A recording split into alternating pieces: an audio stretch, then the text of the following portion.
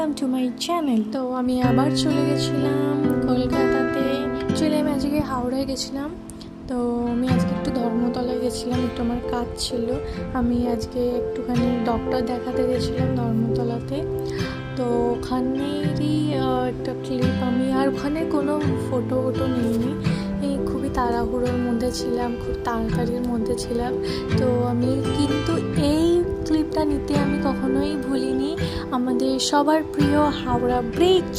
তো আমি এখানে কুপন নিয়ে ওয়েট করছিলাম কখন আমার নাম আসবে, মানে কুপনের ওই এটা আসবে, নাম্বারটা আসবে, আর আমি তাড়াতাড়ি ডক্টরের কাছে যাবো।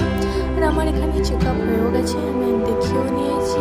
এবারে আমি যাচ্ছি ঘরে। আর এখানে আমি একটুখানি রিভারের ভিউটা দিতে চাইছিলাম, কিন্তু এখানে একটা ট্রাক চলে আসে, যার জন্য সব কিছু আমার ভেস্তে যায়।